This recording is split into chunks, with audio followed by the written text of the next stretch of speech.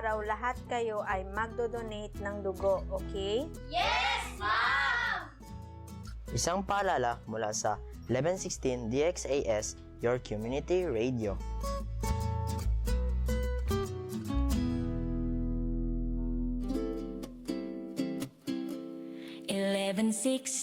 DXAS, your community radio. Kasama sa araw-araw, kakwentuhan, kakapay.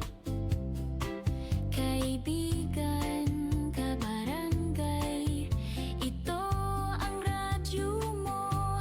1116 DXAS, your community radio. 1116 DXAS, your community radio. Este el DXAS FEBC, de ustedes Radio Comunidad, ta serví para conectar gobierno, privado y mga miembro del comunidad. DXAS 1116, de ustedes Radio Comunidad.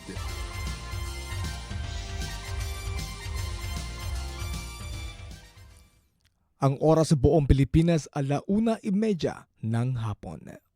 Ahensya de Konsensya. Serbisyo publiko para sa iyo, ka-Pilipino.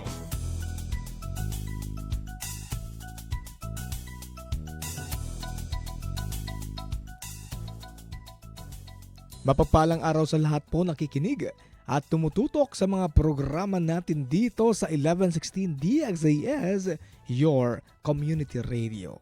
Panibagong araw at pagkakataon na naman para tayo ay makapagbigay ng mahalagang impormasyon mula sa iba't ibang ahensya ng gobyerno. Kayo po ay nakikinig sa programang Ahensya de Konsensya, ang programang nagsisilbing tulay ng komunidad at gobyerno. Ako po ang inyong lingkod, Patrolman Jason C. Mahinay, ang PCRP-NCO ng Regional Mobile Force Battalion 9. Alright, sali po kayo sa ating usapan. Kung may tanong, komento o mensahe ay mag-text sa 0916296625 o sa 0998-844-1410 o kaya ay mag-comment sa 1116 FB page. Buenas tardes, maayong hapon. Assalamualaikum. Magandang hapon po sa lahat po ng ating mga listeners and viewers from Zamboanga del Norte. Ayan. Zamboanga del Sur. Zamboanga Sibugayan, of course, Zamboanga City. Isang magalang pagbati rin po sa ating mga PNP leaders mula po sa national hanggang regional level. Ayan, ang ating pong Chief PNP na si Police General Jose Melencio Sinartates Jr. And of course, ang ating pong Commander Special Task Force DPAGS Western Mindanao na si Police Brigadier General Milo B. Pagtalunan. And of course, ang ating pong Acting Regional Director of Police Regional Office 9 na si Police Brigadier General Dennis A. Esguera. And of course, sa ating pong Force Commander ng RMFB 9, Police Colonel Joseph L. Ortega. And of course, gayon din po sa lahat ng ating mga company commanders from 901st to 905th and Technical Support Company. And of course, nais ko rin po bigay ng pagbati po sa ating pong kasamahan sa Battalion Headquarters and Regional Headquarters at sa lahat po ng mga personnel ng Police Regional Office 9. And of course, special mention po syempre yung ating mga leaders of Police Regional Office 9, yung command group po natin. Ayan, si Police Brigadier General Leonard Luna, ang ating pong DRDA. And of course, ang ating pong DRDO na si Police Colonel Narciso Paragas. And of course, ang CRS po natin. Ayan, magandang hapon din po sa iyo, sir. Si Police Colonel Elmer Lim. Ayan po. And of course, the rest ng mga officers or chief ng bawat section po or bawat office sa headquarters po magandang hapon po. And of course, babatiin din po natin yung ating pong mga officers of the Regional Mobile Force Battalion 9. Ayan, mabuhay po kayo. And sa aming pong BICAS officer, ayan, Police Captain Mark Anthony C. Raffles. Ayan. And of course, the rest of the officers who always support the programs and services of the Philippine National Police. Magandang hapon po sa inyong lahat. Ayan. Alright, and of course, para naman po sa ating mga kababayan na patuloy na nagsisikap at abala sa kanilang mga hanap buhay, naway manatili tayong ligtas, alerto at laging handa sa anumang sitwasyon o sakunang maaring dumating. Lubos po tayo nagpapasalamat sa Pong May Kapal dahil sa kasalukuyan ay maayos at magandang ating panahon dito po sa Zamboanga City. Ganun pa man, hindi po tayo maging kampante, no? Dahil dapat patuloy po nating paghandaan ang mga posibleng pagdating ng bagyo at iba pang mga kalamidad na maaaring na magdulot ng pagbaha sa mga ilog, lansangan at mga mababang lugar.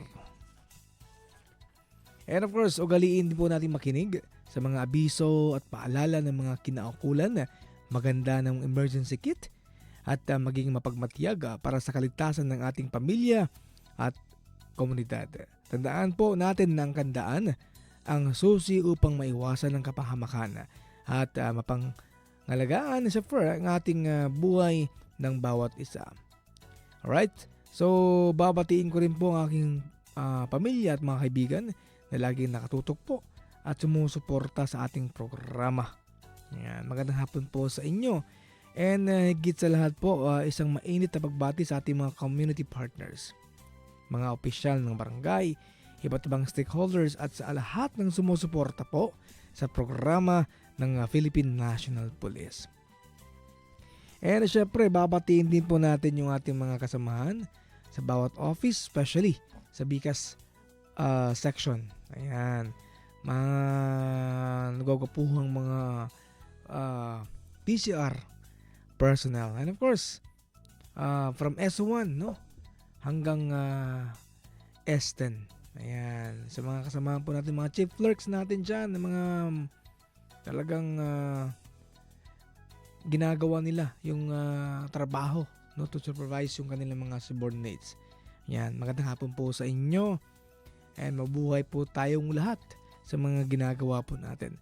And kamakailan lang po nung nagkaroon po ng pagtaas ng level ng tubig dito po sa may bridge ng Tumaga.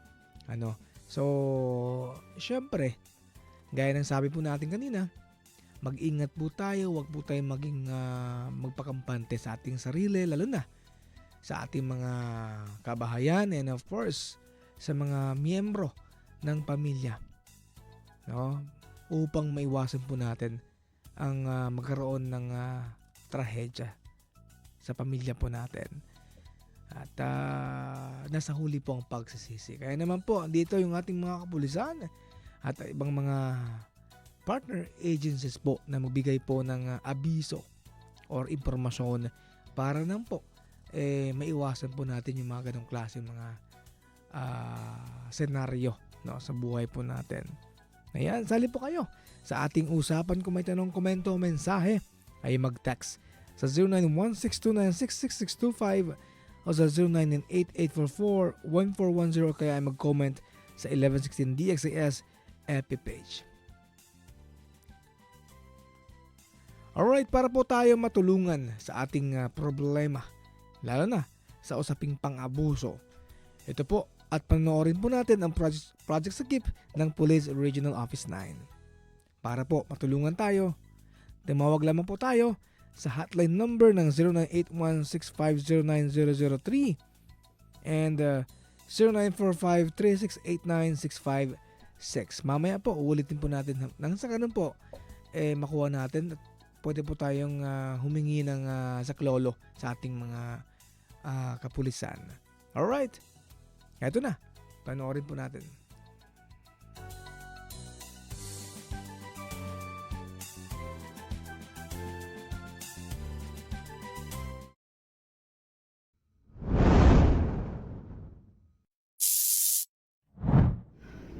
One pervasive and perennial social problem in the Philippines is violence against women and children.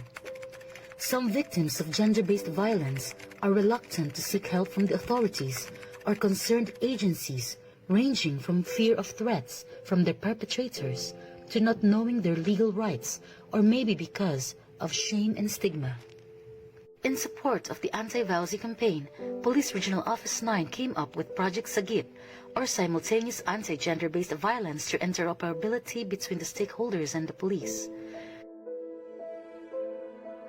This project aims to empower women with knowledge and information on VAUSI through intensified police information strategies, cater to complaints, concerns, reports of the female citizens and PNP personnel concerning VAUSI through the establishment of an efficient communication system and referral system, encourage and persuade victims of rape, sexual abuse, and exploitation to report to the police, assist informants in accessing necessary support services, capacitate service providers in addressing issues in VAUSI, and develop integrated and sustainable programs and services converging with the stakeholders to slowly eliminate VAUSI in the region.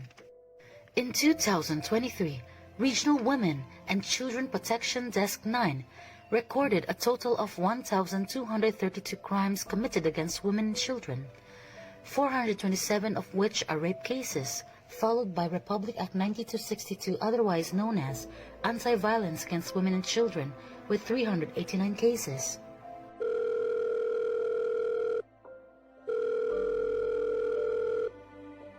Sagip Hotline. Ma'am. How may I help you? Hello, ma'am. Ma'am, pwede rayo ayuda, ma'am. Si, Eto ma'am. lang di mio marido. Ma'am, pwede ko pong makuha yung pangalan nila, ma'am? Opo. Ako po si Salvacion Monterola. De Purok 5, Kulyanan. Pwede ko po makuha ang pangalan ng asawa niyo, ma'am? Reynaldo po Monterola. Ma'am, papunta na po yung mga pulis natin. Huwag, saglit lang po, ha? Huwag po kayo magkakalma lang po kayo. Ma'am, pwede Opo. ako, ma'am.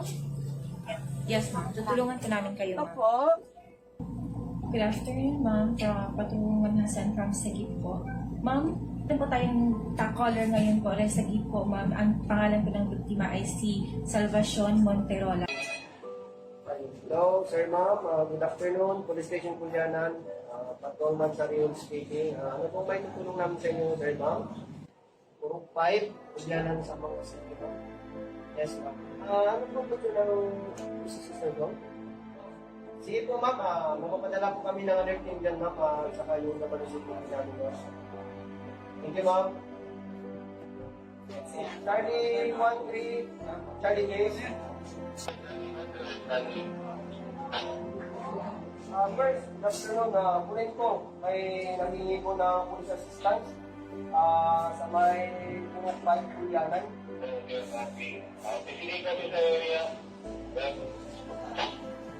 Copy first, bitang no.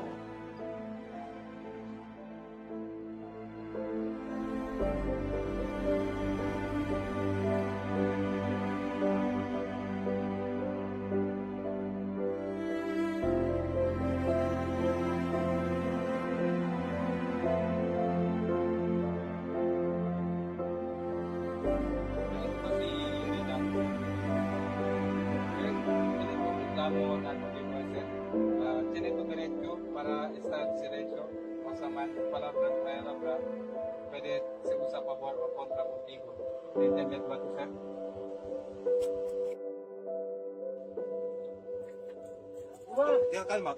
Calma tú. Tienen que vamos contigo.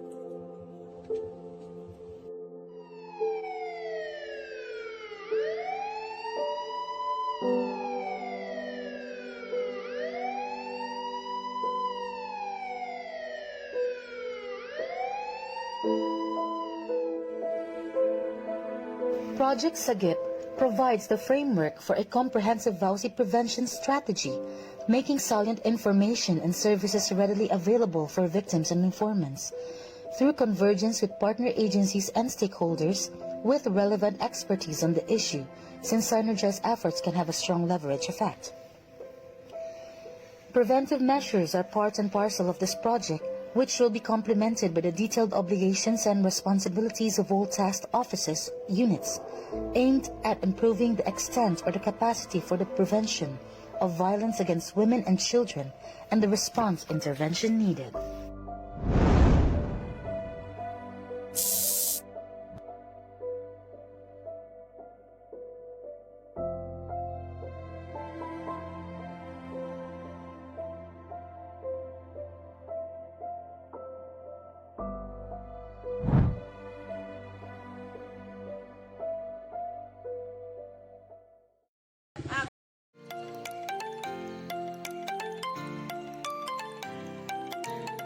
Bawat bata ay mahalaga. Bawat bata ay may karapatan na dapat pangalagaan. Karapatan namin ang maisilang at magkaroon ng pangalan at nasyonalidad. Ang magkaroon ng tahanan at pamilya mag-aaruga sa amin. Ang manirahan sa payapa at tahimik na lugar, magkaroon ng sapat na pagkain, malusog at aktibong katawan. Karapatan namin na mabigyan ng sapat na edukasyon at mapaunlad ang aming kakayahan. Ang mabigyan ng pagkakataong makapaglaro at maging masaya. Mabigyan ng proteksyon laban sa pang-aabuso, panganib at karahasan. Ang maipagtanggol at matulungan ng pamahalaan at makapagpahayag ng sariling pananaw. Ang bawat bata ay mahalaga sa paningin ng ating Diyos. Mahalin at alagaan natin sila bilang pagsunod sa ating mapagmahal na Ama sa langit. Ang paalalang ito ay hatid ng 1116 DXAS, Your Community Radio.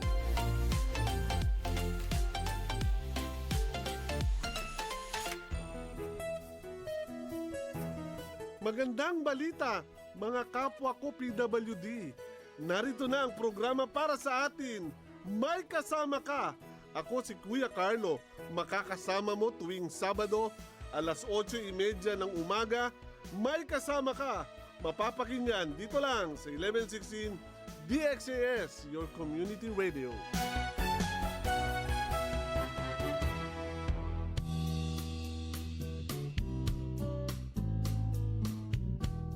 Safety first. Aron malikayan ang sunog, ania ang mga butang nga hinumduman.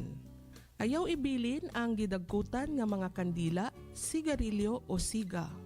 Bantayi kung unsa ang giluto sa kusina, labi na kung gamit ang stove ug LPG.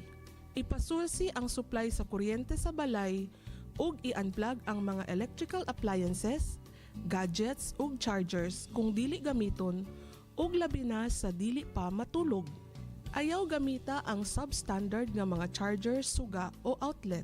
Ayaw pagsunog og basura, gawas nga ilegal, delikado kaayo kini.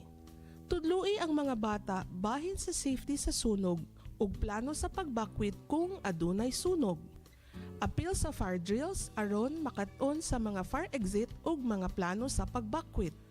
Pagtuon unsaon paggamit og fire extinguisher. Siguruha nga ang matag miyembro sa pamilya adunay go bag kung adunay sunog o katalagman. I-save ang mga numero sa emergency hotline sa inyong mga cellphone. Nag-uban kami sa paglikay sa sunog, pag-amping. Kini nga pahinumdom gidala kanimo gikan sa 1116 DXAS, Your Community Radio.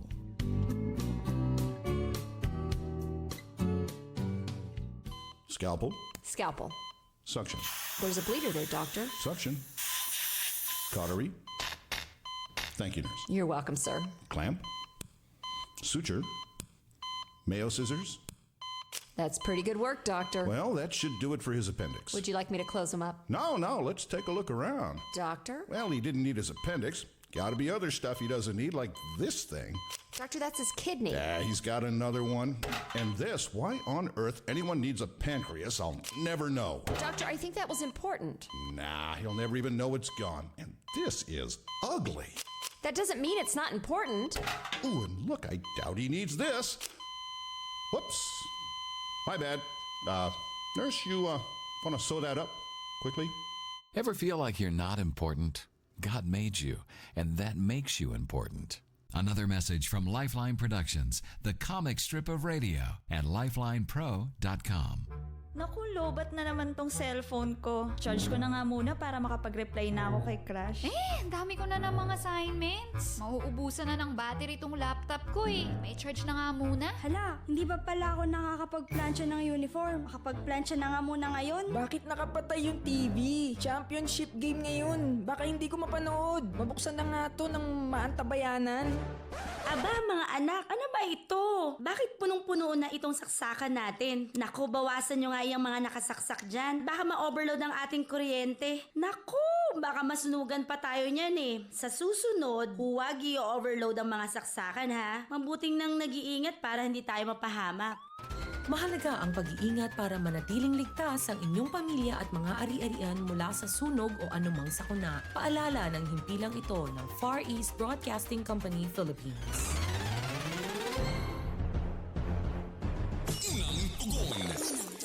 Serbisyo publikong aksyon.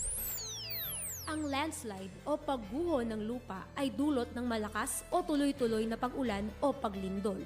Kadalasan itong nagaganap ng walang babala. Para manatiling ligtas, narito ang mga dapat tandaan.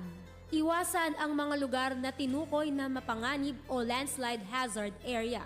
Iwasan ding magtayo ng anumang istruktura sa mga lugar na ito.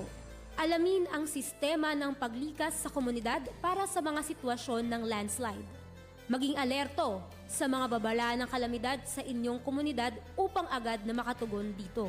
Maghanda ng emergency kit. Laman nito ang mga pagkaing di agad nasisira, first aid kit, flashlight at ekstrang baterya, tubig at ilang mga damit. Sumunod sa utos o payo ng otoridad na lumikas sa inyong lugar kung ito ay isang landslide hazard. Sa panahon ng bagyo at sakuna, iba pa rin ang alisto at handa. Paalalang hatid ng himpilan ng Far East Broadcasting Company, Philippines.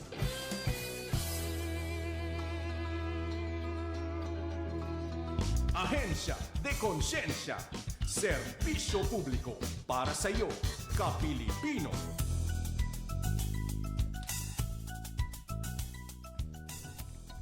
Time check, it's 1:51 minutes in the afternoon po. Nagbabalik ang Ahensya de Konsensya. Kayo ay nakikinig sa 1116 DXAS, your community radio. Ang DXAS ay isa sa mga himpilan ng Far East Broadcasting Company at kasapi sa kapisanan ng mga broadcaster ng Pilipinas. Kasama pa rin po ang inyong lingkod, Patrolman Jason, si Mahinay, ang PCR PNCO ng Regional Mobile Force Battalion 9. Alright, so sa mga gusto po magatid ang kanilang mga concerns, timawag lamang po sa 0955-360-3340. Uulitin po natin sa mga maghatid po ng kanilang mga concerns. Kung baka may mga problema tayo dyan pagdating sa problem on the family matter, no? Problem on the crimes, ayan. Alright, so wag lang pera. Alright, so ayan. Sige. So just contact this number 0955-360-3340. Alright, so again, this afternoon we'll be having our guest from Zamboanga City Police Office. Ayan, ating mga magigiting, mga galing na mga guest po natin. Alright, so we'll be right back. We just prepare. Alright, so mamaya pag-uusapan po natin yung mga bagay-bagay. Okay, magbabalik po ang ating programa dito po sa Ahensya de Konsensya.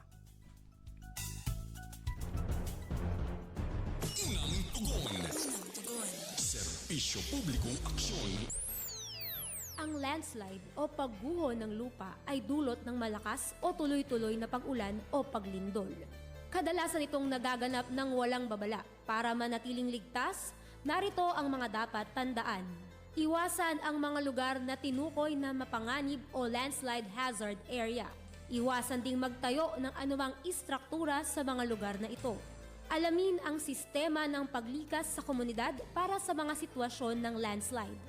Maging alerto sa mga babala ng kalamidad sa inyong komunidad upang agad na makatugon dito. Maghanda ng emergency kit. Laman nito ang mga pagkaing di agad nasisira, first aid kit, flashlight at ekstrang baterya, tubig at ilang mga damit. Sumunod sa utos o payo ng otoridad na lumikas sa inyong lugar kung ito ay isang landslide hazard. Sa panahon ng bagyo at sakuna, iba pa rin ang alisto at handa. Paalalang hatid ng himpilan ng Far East Broadcasting Company, Philippines.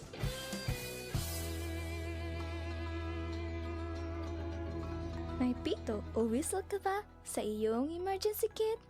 Alam mo ba kung paano ito gamitin para makahingi ng tulong? Tandaan mo lang ang distress signal na ito para madali kang mahanap o masagip ng mga rescuer. Pumito ng 3 maiksing tunog gamit ang iyong pito.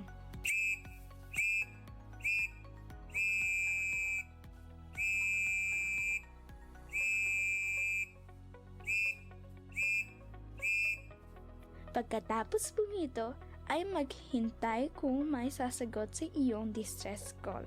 Ulitin ang distress call hanggang ikaw ay sagutin o magtapuan ng mga rescuer.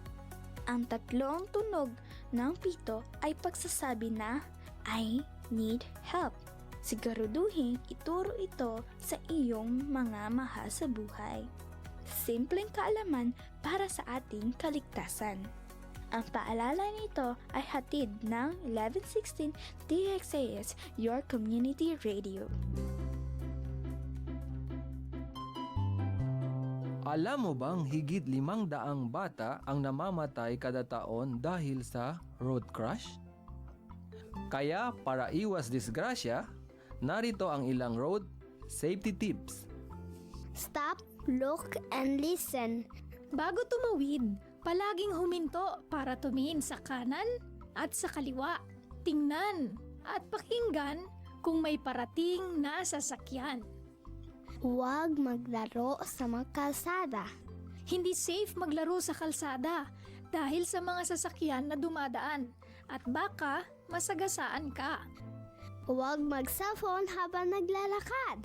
Kailangan ng buong atensyon kapag naglalakad sa daan. Baka madapa o masagasaan kapag nagse-cellphone. Tumawid lang sa tamang tawiran. Para palaging safe, sa pedestrian lang tayo dapat tumawid. Hawakan ang kamay ni Daddy or ni Mommy kapag nagtatawid sa kalsada. Tuwing tatawid ang mga bata, mas mabuting may kasama ang matanda. Tandaan, para maiwasan ang aksidente, maging responsable sa daan. Ang paalalang ito ay hatid sa inyo ng 1116 DXAS Radyo Komunidad.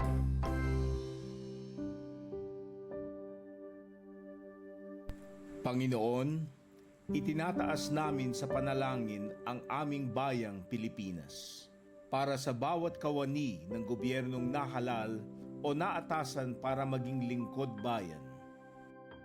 Pangalagaan nawa ng bawat lingkod bayan ang tiwalang laan sa kanila ng mamamayan.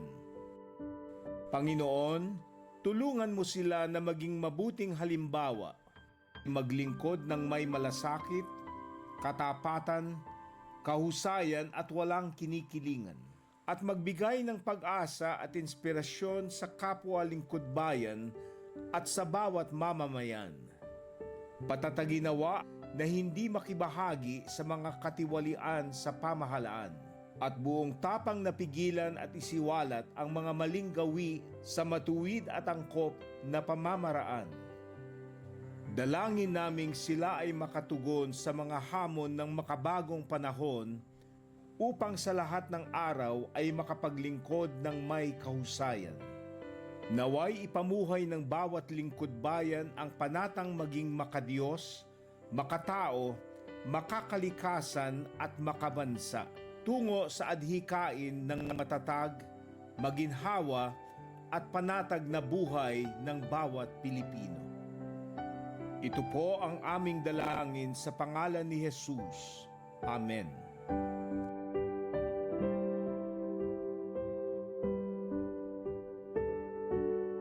Ahensya de Konsensya. Serbisyo publiko para sa iyo, Kapilipino.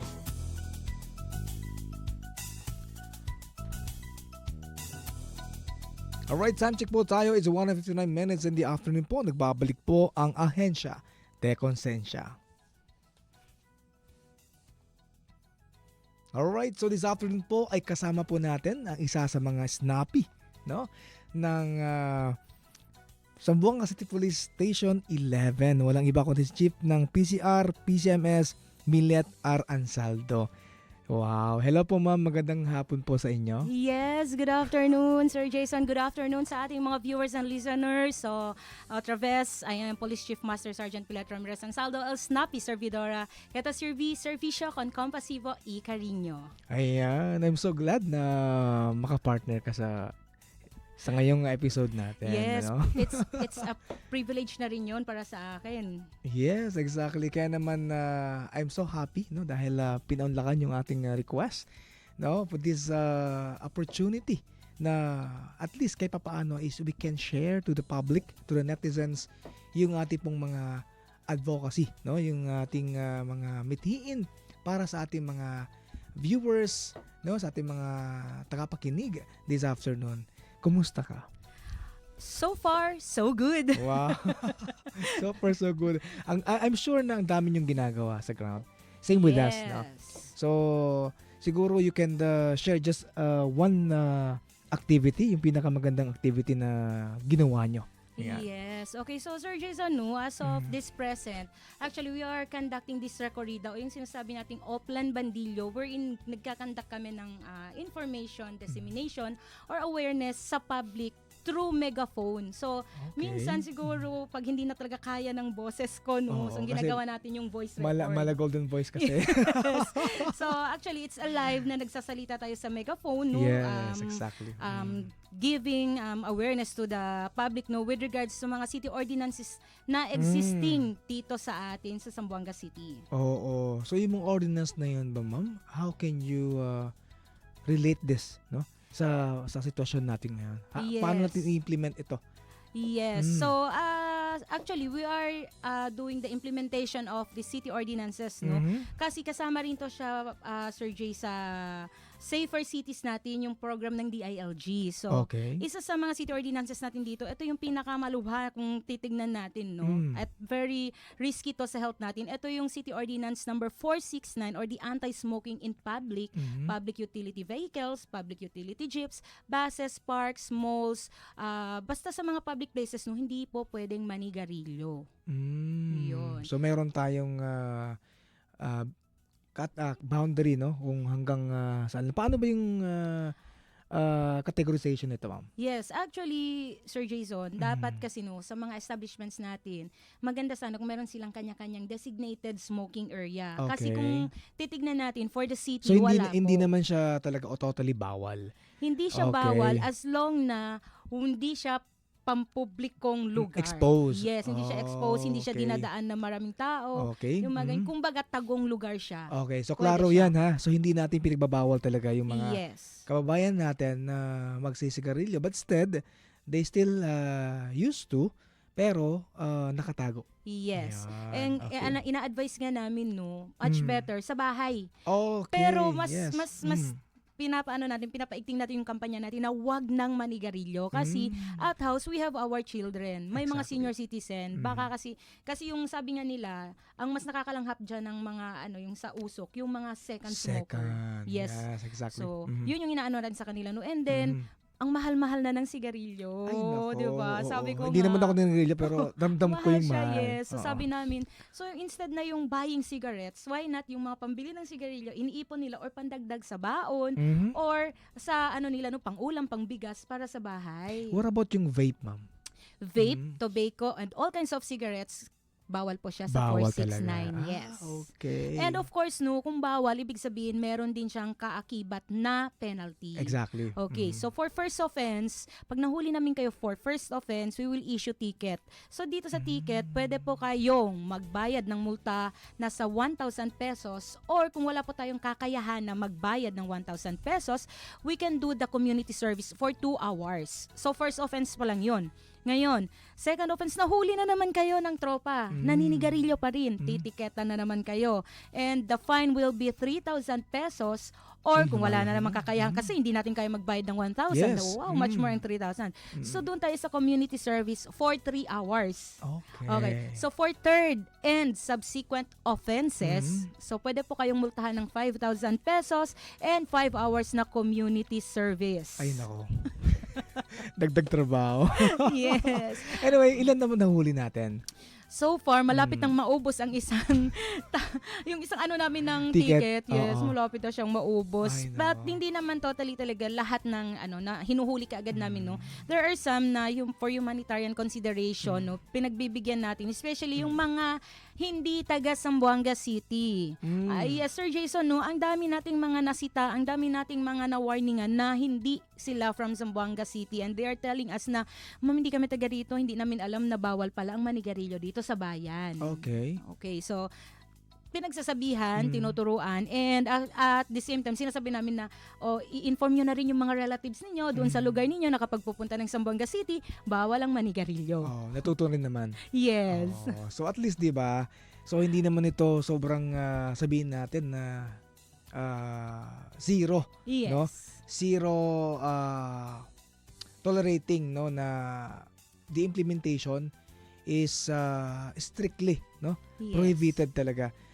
Sa mga nanagarilyo tulad ng mga kaibigan natin, kilala natin diyan, na hindi basta-basta agad-agad may tanggalin agad. May tanggal agad sa katawan natin. But you can do it. It's either no, nasa ano kayo. What about dagat, pwede ba? Still, it's a public place. Oo. Kasi ginaklaro natin, no? Pag nasa dagat tayo, syempre yung mga mangingisda natin, no? They want to smoke, no? Or di kaya, much better na lang, no? Sa CR. Yes. Pwede. Opo. Pwede kasi bahay naman din. Yes, bahay naman. What about public CR? Public pa rin siya. Okay. So at least, binibigyan natin ng clear, yung, to say, ng clarity, no? Yes. Na hanggang saan lang tayo. So that's the boundary. No, yun yung limitation po natin. But anyway, thank you for the Zamboanga City Police Office dahil you implemented it well. Yes. Okay. Actually, matagal na siya. So, ngayon lang natin Na-strengthened. binalik. Yes, strengthen na natin kasi nga, para na rin sa health ng lahat. But, despite, no, na halos araw-araw kaming nandyan sa CBD, sa Central Business District, reminding everyone, nag-i-implement kami, meron pa rin talaga tayong nahuhuli. And, of course, pati yung mga nagbebenta ng sigarilyo without the permit, no, actually, ini-issuean rin namin ng ticket and kino-confiscate namin ang kanilang mga cigarettes. Ayan. So sa mga nagbebenta dyan na hindi po siya permitted, so much better po na iwasan na lang po natin, no? Nang sa ganun po, yung penalty na ipapatong po sa atin, hindi na po siya, no? Ma-implement sa inyo. Correct. Alright. So talagang ipinaglaban ito, no, ng ating pong mga kapulisan, no, na kung pwede maiwasan natin dahil may mga pag-asa pa naman, no? Yes. Na pwede tayong gumamit ng sigarilyo, syempre. Oo, lalo na 'yun sa mga mahilig sigarilyo na hindi maiwasan, may pag-asa pa naman kayo. Pero yun nga lang, wag lang magpapahuli. Kasi pag mahuli ticket, ayun. Wag magpapahuli, okay? Yun lang. Pero hindi namin sinasabing you violate our rules and regulations. Ang sinasabi namin dito, kung maaari, iwasan po natin. Okay? Yes. So ano pa? Ma'am, baka meron pa. So after nung 469, meron din tayong City Ordinance number 301 or the Video Okay and Karaoke Rules and Regulations. So mahilig mga kumanta dyan, no? Yes, yung mga mahilig kumanta, yung mga may business ng Video Okay, Karaoke, yan. Hanggang anong oras lang? Hanggang 10 p.m. lang po tayo. So from 10 p.m. to 5 a.m. the following day, bawal po tayong magpatugtog ng malakas. So bawal lahat po yan. magkantahan. Lahat po yan. Lahat including po. private po. Yes. Places. Yes. Alright. So klaro po yan ha. So ang ating kapulisan, no? Yours truly, yung ating kasama ngayon ay talagang we implemented the rules and regulations, no? Itong City Ordinance 301 na Video Okay and Karaoke hanggang 10 p.m. lang. Yes. Sa Or umaga, anong oras pa? Sa umaga, actually pwede naman sila from 5 a.m. before 10 p.m. no. But kailangan pa rin natin i-lessen yung volume ng natin no, ng mga machines natin. It's because baka tutugtog tayo, may klase po kinabukasan, may mga pasok sa trabaho kinabukasan, so nadi-disturb din sila. At saka yung oras ng siesta, no, yung pahinga. So syempre, respeto rin po na tayo, no. At baka dyan magsisimula ang away, magkakaroon ng gulo sa inyong komunidad. Exactly. Kung kayo po ay mahilig kumanta sa bahay, just lessen the volume. Yes. Yun lang po ang gagawin natin. So, wag na po nating gawin yung mga ayaw, no, ng ating pong city ordinance na implement na po. All right? Yes. And then we still have this nationwide curfew for minors. Ito Yun. po yung City Ordinance number 636 na marami din pong mga violators na mga kabataan. Yun. So again, yung mga menor de edad natin, mga nanay, tatay dyan, no? Yung mga menor de edad nating anak, bawal po sila sa labas ng bahay from 10 a.m. to 4 a.m. the following day. Okay? So, pwede sila sa labas not unless kung meron po silang mga justification or proof na they are working or yung mga emergency cases, no, but still kailangan they are assisted by their or kailangan kasama nila yung mga meron ng legal age na kasama or their parents. Kung wala man ng parents, no, legal age yung mga kasama nila. Ayan. So sa mga minors natin ay mahuli, actually, pag nire-rescue natin tong mga minors na to, the police officers will bring these minors to barangay hall. Kasi wala na tayong mga social worker by night time. Yes. Hanggang 5 p.m. lang Hanggang sila, 5 no. PM lang So po. sa barangay sila dadalhin, tapos ino-notify ang mga parents, ang guardians, no, para kunin sila doon, sundin sila doon, and kakausapin sila with regards sa violations nila. Ngayon naman, no, Sir Jay, pag ito naman pong ating kapulisan, no, ang ating barangay, no, na nakita natin ng ating mga parents or the guardians ay with their knowledge, hinayaan lang din talaga nila itong mga bata sa labas, no? Hindi nila sinisita. Pwede rin po natin silang itawag dito, sila sa kanila natin i-implement yung 636. So sila po yung mananagot. Okay. Paano pag sabihin nilang wala akong kalam-alam dyan? Yun, kasi marami no tumatakas. So pag wala talagang alam, well, siguro no kakausapin and then warningan sila and advisean sila to check their children. No, actually, imposible Sir naman. Jay, yes, no, at around mga 5 p.m., 6 p.m., syempre. chine-check na natin yung mga anak natin. Unless kung talagang sila, homeless family. Yes. Oo, nakatira dyan lang sa mga Tabi-tabi. tabi-tabi. Yes. Pwede naman natin silang under custody natin. Pero, we have to refer it siguro sa DSWD nang sa ganun mabigyan ng intervention. Pero, we're not dealing this with those homeless. Okay? We're dealing this ordinance, city ordinance, especially yung mga minors natin na may mga magulang, may mga respective mga houses, may sariling bahay, nakatira sa mga kabahayan na pinabayaan lang nila ang kanilang mga magulang with or without knowledge. Yes. Oo. So this is another na maging parusa po ng mga magulang pag ito po ay napatunayan na yung mga magulang natin is aware or di kaya pinabayaan lang nila. So mananagot po. So make sure lang po na yung mga anak natin na alam natin na kung saan napupunta, maaga pa lang. I-check na natin. Diba? Kasi alam mo rin, Sir Jay, it's not about the curfew din. Pero yung disgrasya, Exactly. yun yung pinakakatakutan natin, yung madisgrasya yung mga anak natin na wala tayong kaalam-alam, na nasa labas na pala, nagmumotor, kung saan nagpupunta. Tapos yun, madidisgrasya, di ba? Yun ang mas nakakatakot. Ngayon kung may nangyari sa kanya. O yun pa. Ngayon, sisihin niya. O, Or diba? sisihin ng nanay o tatay is or even guardian yung government. Bata. Oo, tapos yung government naman ang nila. Nasaan ang dahil police? walang ginawang intervention. Yes. Sasabihin agad nila na, hindi, pinabayaan nyo lang. Alam nyo naman na nakita nyo, mga kapulis. Well, hindi po natin control yan. No? But the mere fact here is, kayo po ang the primary person na take good care sa mga anak po natin. No? We're just a second family. If ever po na under custody po namin, that's the time nagagawin po namin yung best namin. But before the incident happened, na wag mo naman sana mangyari yun, make sure din na alagaan po natin ng maayos yung mga anak natin.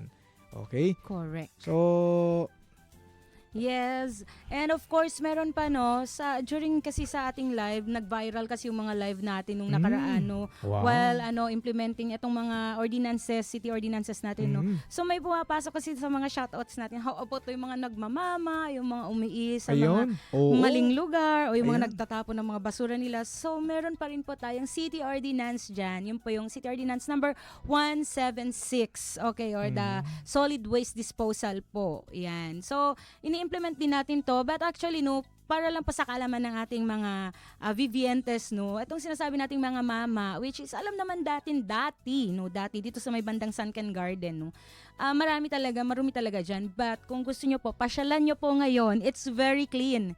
Kasi hindi rin kasi natin yan, Sir J, maiwasan sa mga kababayan natin, yung mga, lalo na yung mga nagmamama talaga na, huwag kayo magmama, bawal. Hindi naman talaga siya bawal. Ang bawal doon yung pag dumudura sila kung saan-saan, which is nagkokos nga ng dumi. So, we are advising them, kung hindi talaga mapigilan ng mama, dapat may dala kayo sariling mga bote kung saan nyo itatapon yung mga laway ninyo o kung saan kayo dudura para to avoid na magkaroon ng dumi o kalat doon sa area nila. Yes, and syempre, dura po yan, no? Yes.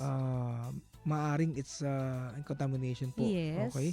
O may mga dumadaan din dyan na mga katulad din natin at na minsan nahawakan na natin, no? Yung mga inuupuan, pasintabi lang po, no? Pasensya po sa mga gumagamit po ng mama.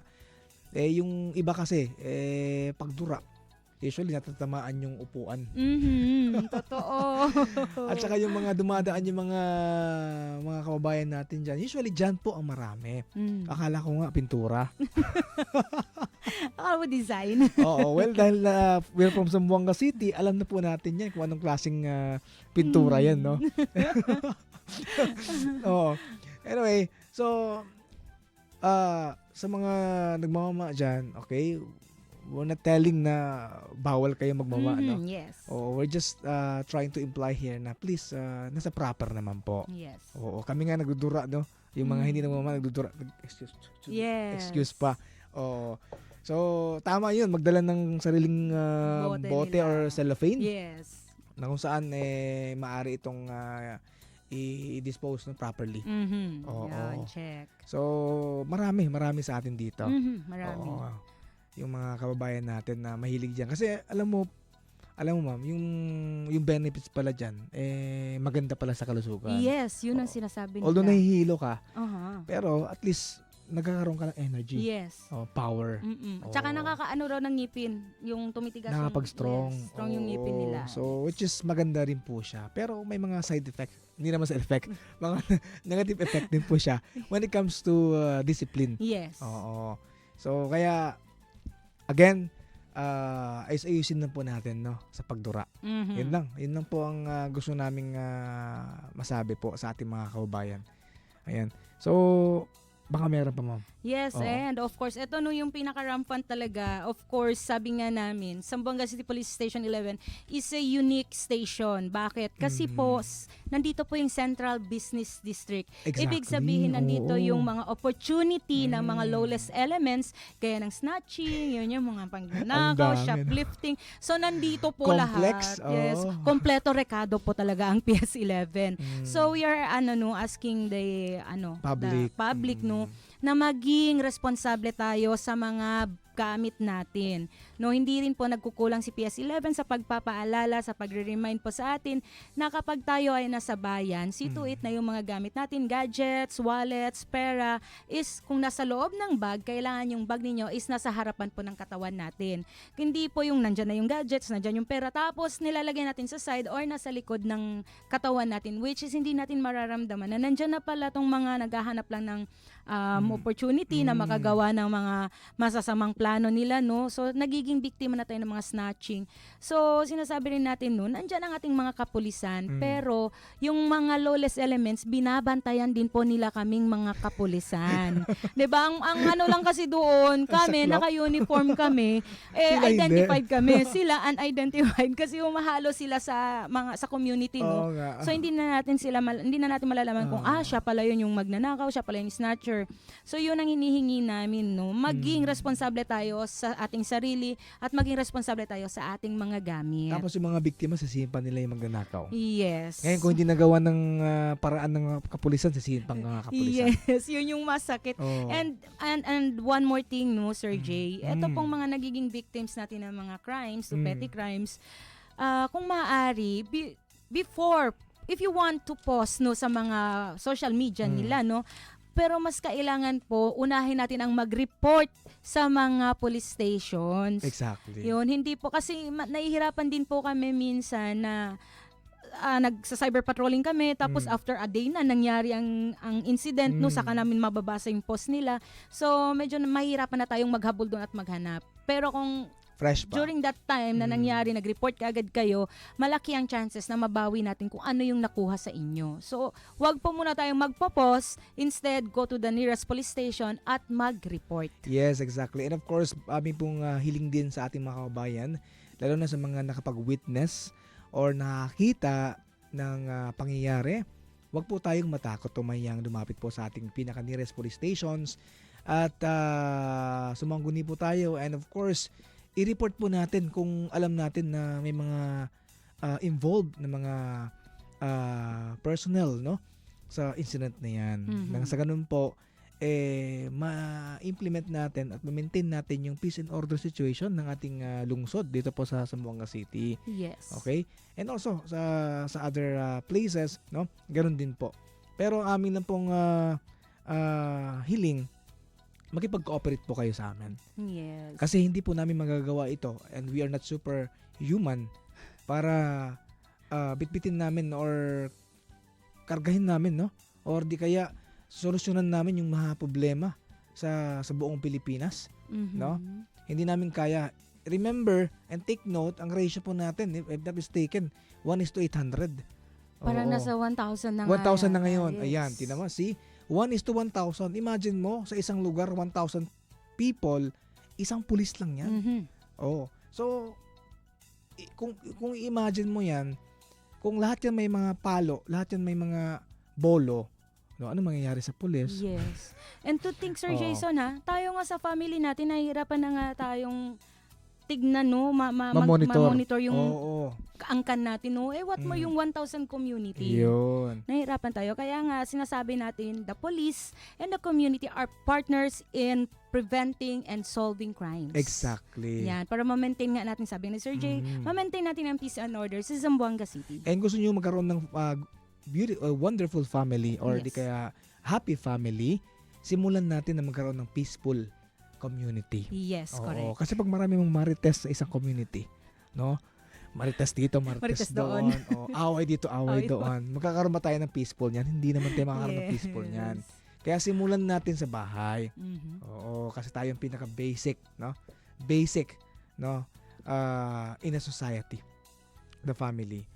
Kaya hiling namin sa inyo, no? Please lang po, kung may mga kahinahinalang mga tao dyan, o di kaya kayo mismo ang naka-observe, please do report po sa pinakamalapit police stations o di kaya sa barangay mismo.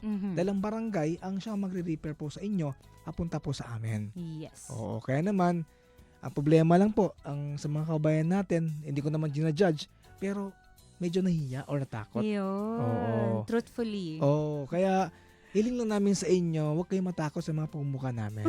Sa mga kapulisan namin, no? Andyan na nakabantay ngayon 24/7, sila po ang bantay po natin. Okay? Sila po ang angels natin. Yeah. Oo. So, lumapit lang po tayo. Oo, kung pwede nga, pagsabihan nyo, gano'n, pwede kasi hindi naman kami nagagalit. Oo. We are entertaining naman. Oo, sa mga lumalapit sa amin. Huwag lang din kayo magalit agad.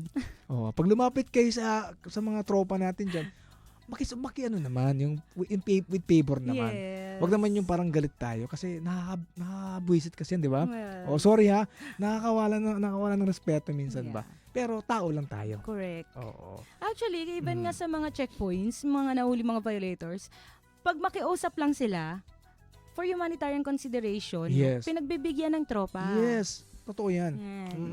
Hindi naman lahat bawal. Hindi naman lahat na dumadaan bawal. Yes. Except lang siguro kung talagang may incident or may crime na nangyari, yun. Hindi talaga pwede. Yes. Bawal ka talaga. Oo. Pero sa may mga konting minors lang na mga violations, actually, pwede naman. Nakukuha naman. Kasi syempre yung inyong mga kapulisan, inyong mga lingkod, tao rin kami. May puso rin kami.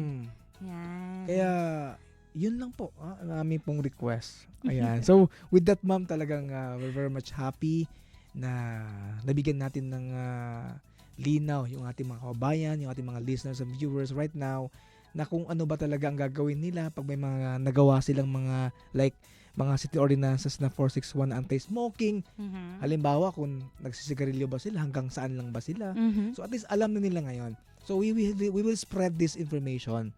Yes. So we will help to spread this information sa mga kababayan natin para maiwasan din po na hindi sila maabala.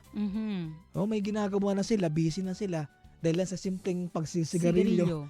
Ina-violate ng rules natin sa time na na-disturb pa sila. Yes. So, imbes na maghanap buhay sila, hindi na lang tuloy. Correct. So, kaya we will spread this information. Tutulungan natin ng ating sa mga city police office, especially ang Police Station 11. Yes. Ayan, sa kanilang implementation.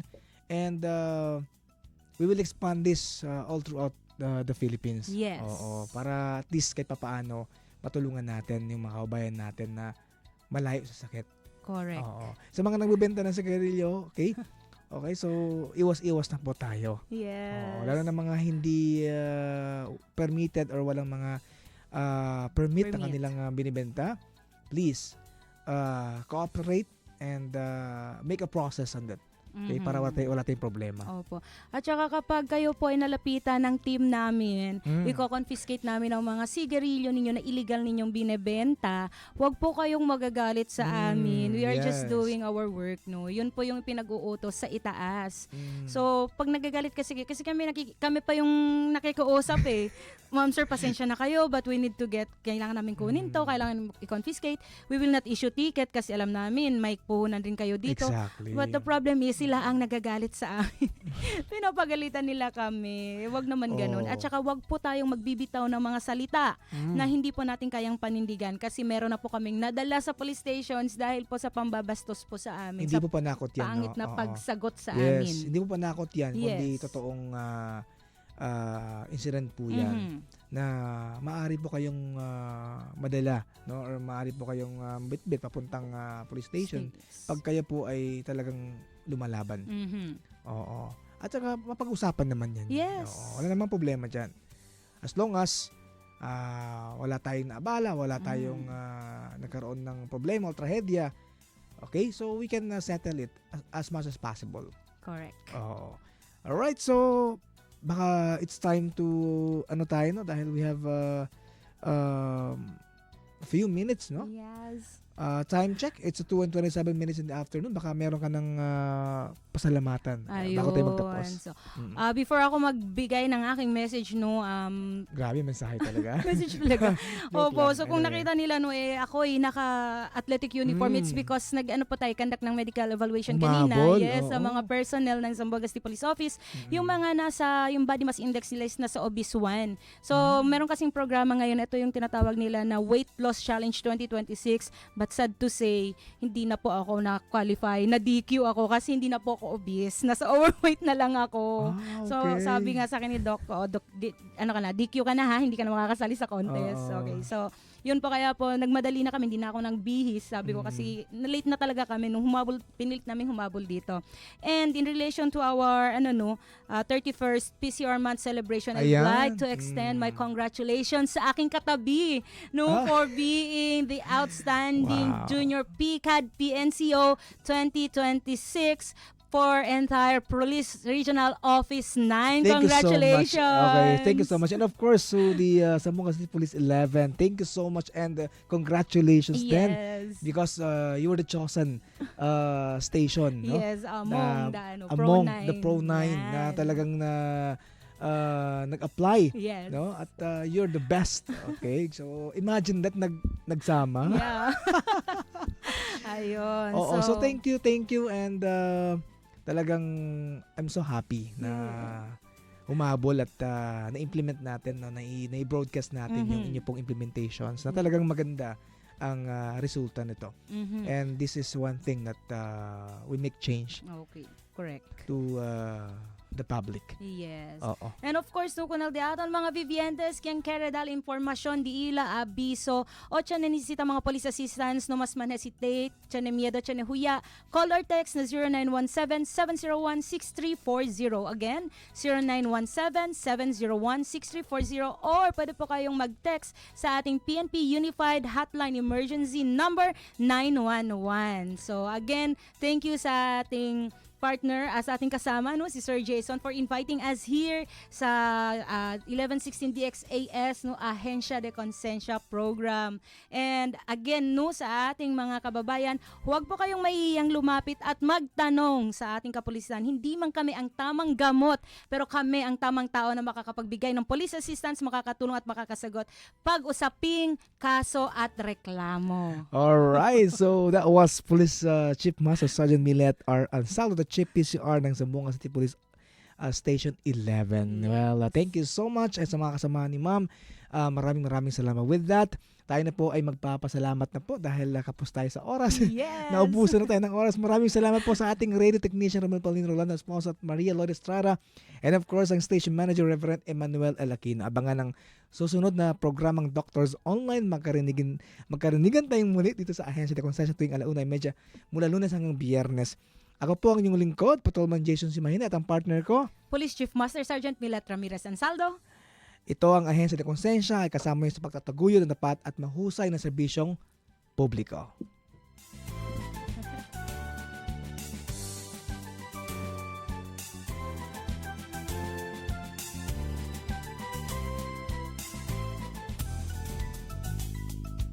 Inyong napakinggan ang programang Ahensya de Konsensya. Para sa mga katanungan, mensahe o suhestyon, mag-text o tumawag sa 0916-296-6625.